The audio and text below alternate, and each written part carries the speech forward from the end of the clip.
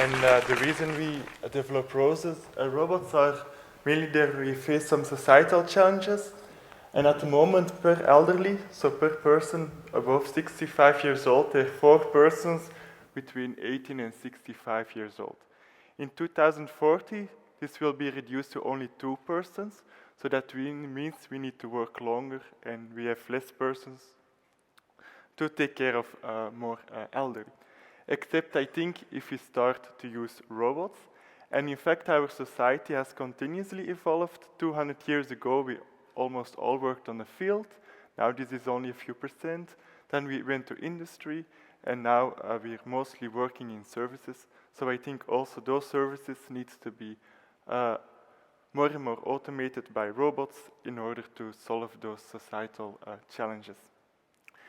So robots are existing for about 50 years and are mostly found in factories where they mass produce, for example, cars, which are extremely dangerous robots. That's why they're put in cages.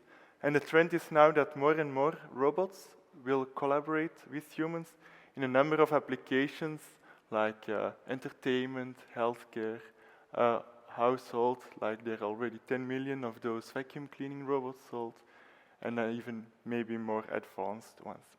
And there are also several economical studies appearing on using robots. So there is the roadmap from US Robotics that says that robotics is one of the few technologies that has the potential to have an impact that is as transformative as the internet. And also the World Economic Forum said that it's a very important and emerging technology.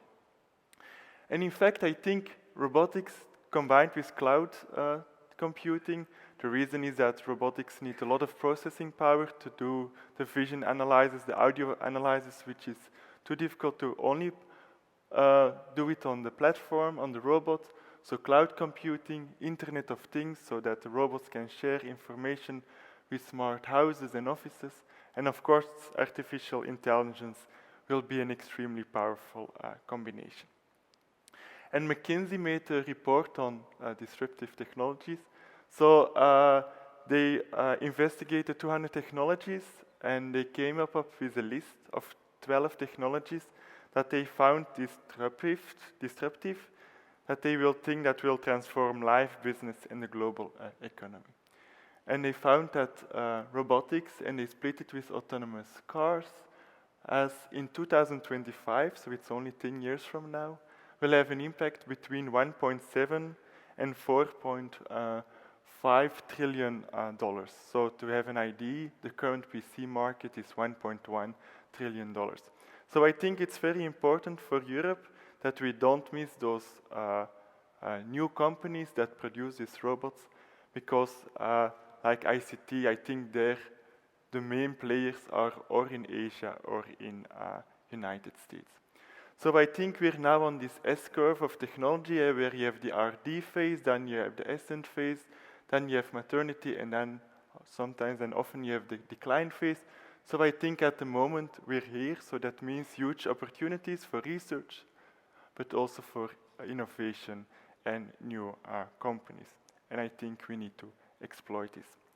What we're doing in our lab, we're building exoskeletons. So this is an approach to do manual gait therapy after a stroke or a spinal cord injury. So we saw a lot of rehabilitation centers in Belgium, and this is not done because it's far too much work and also very bad for the back of those therapists. So we're developing exoskeletons to support those patients. Also, we develop exoskeletons for assistance. For example, persons with a muscle weakness, when they have, for example, difficulties to stand up from a chair. So this is a project together with KU Leuven where we build it and they program it. And for example, here the challenge is to detect when the person has the intention to stand up, and then you see graphs where then the torque is appeared at the moment when they feel that the patient is going to stand up. And for example, we develop our own electronics, and that is, for example, an idea that we have to create a spin-off company out of this to have very fast kind of internet in the robot to have all the joints sending and receiving the required information.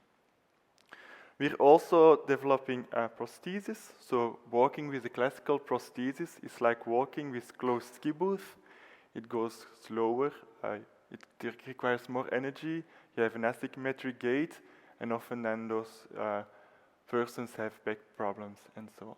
The reason is that the ankle puts in a lot of energy in your gait, but to do that with a classical electrical drive, you need a few kilograms of motor, which will be so big and heavy that the rest of your body will consume too much energy. So we invented with springs mechanisms to make the motor very small, so you can have prosthesis. This is only for the ankle, and this is a knee-ankle prosthesis, where even energy from the knee is transported to the ankle. There is also a motor in the knee for standing up motions and also to climb on stairs. And now we're working on a company to make from this a company, which is not so obvious to make a researcher and entrepreneur.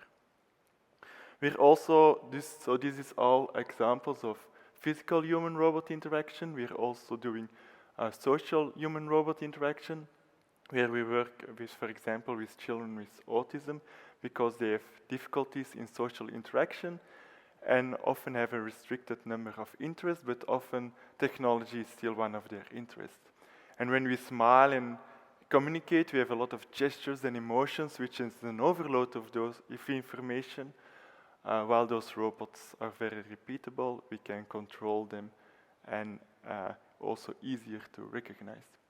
So we're developing technology to make this supervised, autonomous, and so on. Also, such technologies can be useful for elderly, and also there a lot of research is needed.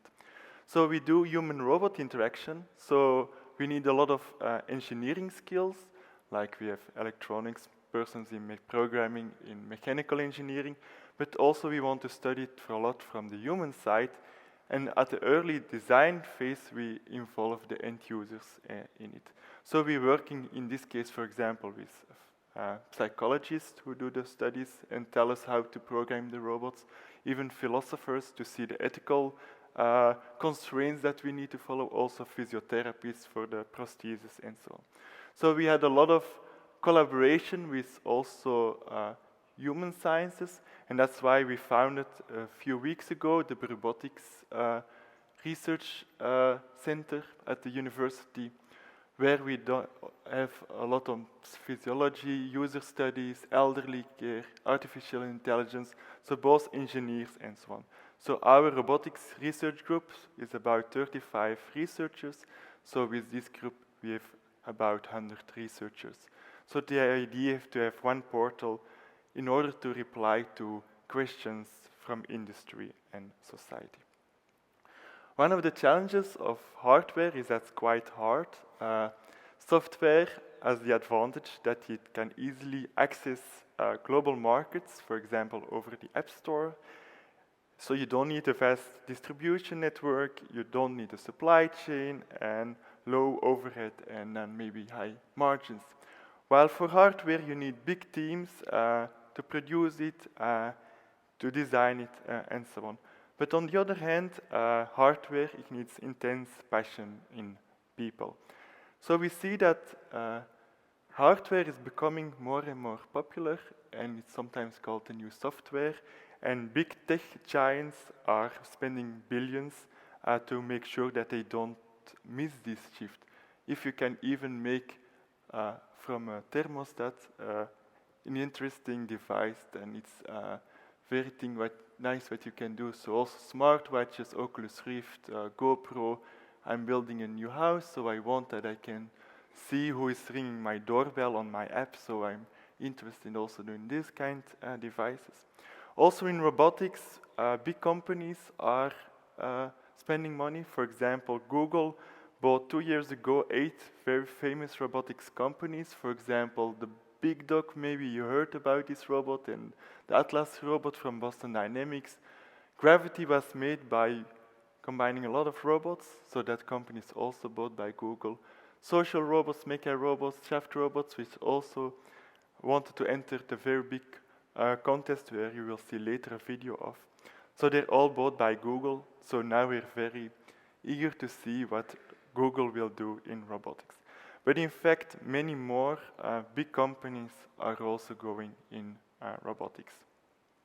For example, Amazon has huge robots, has a lot of robots in their warehouses to bring the shelves to the order pickers instead of order pickers running around in the warehouses.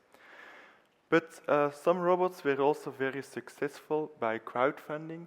This is Jibo. It will appear next week, and it got a lot of millions from crowdfunding.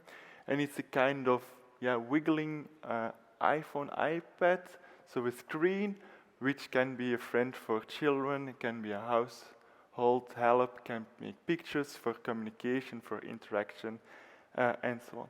And this body has also wheels, so it can follow you driving around in the house, and so on. One of the big things will be apps for robots, because those robots are just the platforms with sensors, with output like the motors, a screen, voice, and so on. So, for example, this Pepper robot has now a price of 1,700 euros and I think 150 euros a month for the software. So that comes to a price that it will be, I think, very, very popular. And every month they release 1,000 robots on the Japanese-only market. It's a pity that it's only in Japan at the moment, and they're sold out in 1 minute every time. So this is a robot from our lab. It's a project together with Audi, because the average age at Audi is increasing as well, Audi Brussels.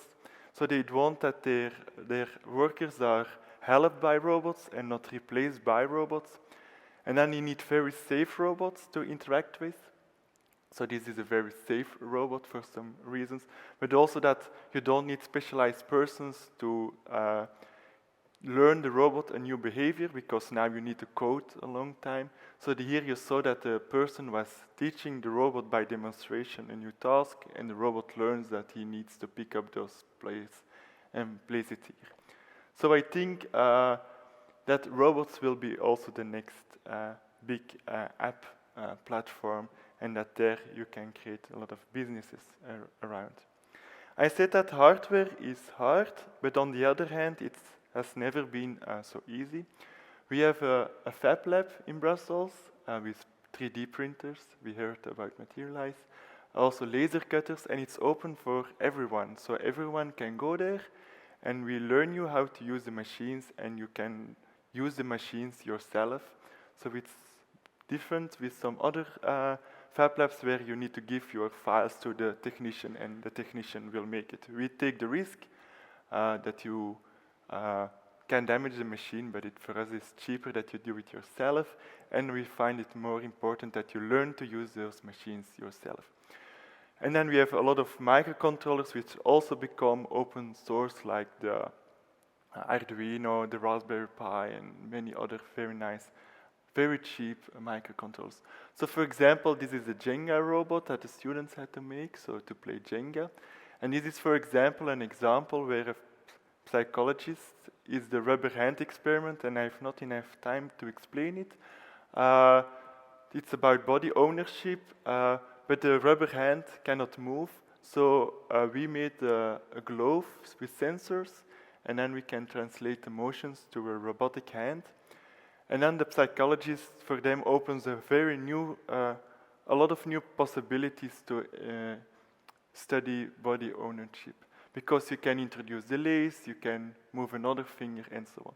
And we wanted that it was available for psychologists, so it's also open source, and this is actually printed by Materialize, so we can send the files to Materialize, and then we get a post box with the printed files back. We add Arduino, we add the servo motors, and it can be used. So now it's already used in several universities by psychologists.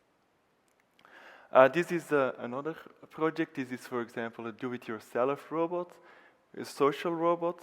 So it's mostly laser cutted, and it's also modular, so you can other engineers or sometimes we even give classes of psychologists and so on can create their own emotional robot.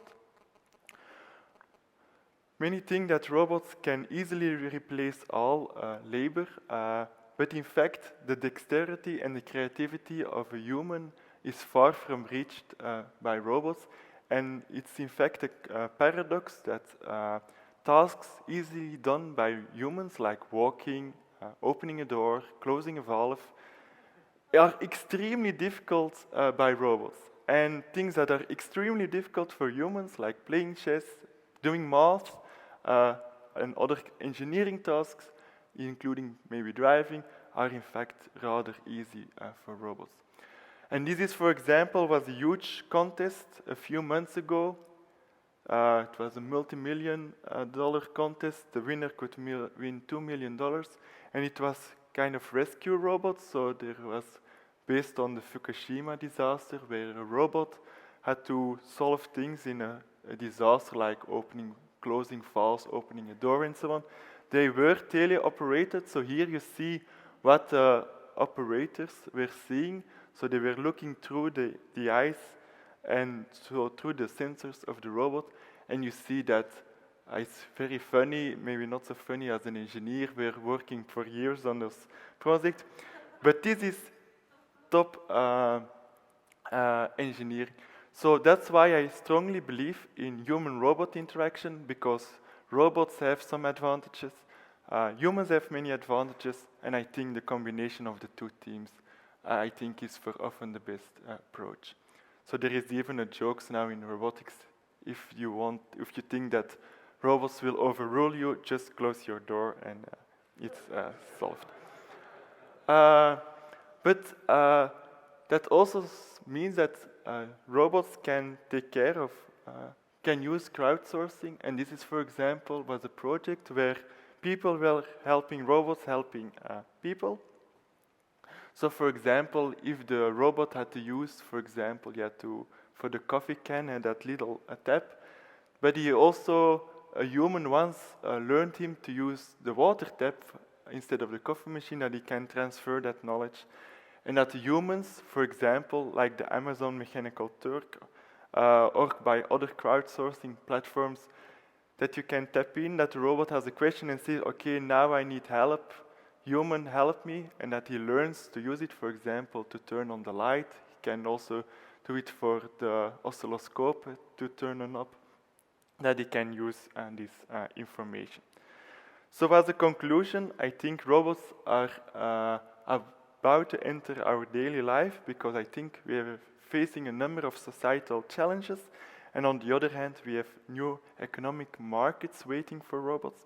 So I think robots will be kind of everywhere, like we have now computers everywhere, with an impact probably bigger than the internet. But I think still a lot of research is required, and I think it's absolutely required that we do it in multidisciplinary teams, involving a lot the end user, and that we have to create now the companies for it. Thank you for your attention.